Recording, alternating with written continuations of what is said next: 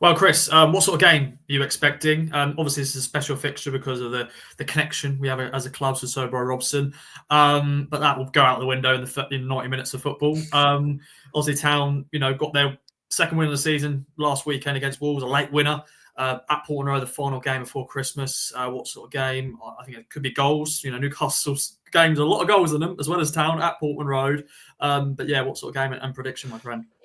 Well, I'd be surprised if Newcastle get a clean sheet because away from home in particular, they struggle. So if I'm looking at it from a sort of Newcastle tinted glasses, I think that maybe a 1-1 draw, possibly a 2-1 away win. I'm saying that partly more heart ruling head because I've seen Newcastle often enough away from home to know that you can't rely on them being good for full 90 minutes, particularly defensively. And obviously for Ipswich, they're still looking for their first win at home all season. It would be, from a Newcastle perspective, I'm sure you have this at all clubs, but a lot of Newcastle fans would say it would be the most Newcastle thing ever to go to Ipswich and hand them that first home victory of the season. So yeah, I think I'll go for a score draw 1-1. I know that's just a bit of a cop out, but I'm not confident enough in Newcastle away from home to be able to go for that away victory.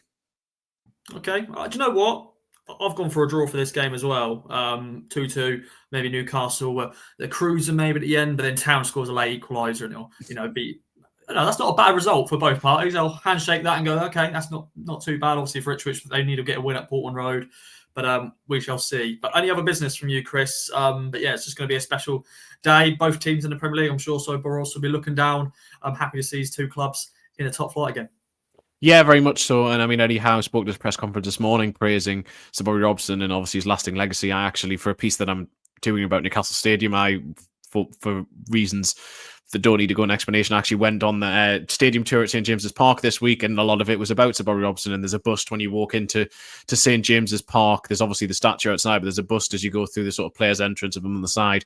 And a lot of opposition managers still go and take a photo with that bust as they come through. He has that much of an impact still within football. He's still that highly regarded. So yes, it was a special atmosphere, and we came down for that special Sir Bobby Robson Day in the Championship in 2017. So I'm very much looking forward to that sort of mutual connection that both fans have. Okay, brilliant. Looking forward to it. Well, Chris, thanks very much for joining me.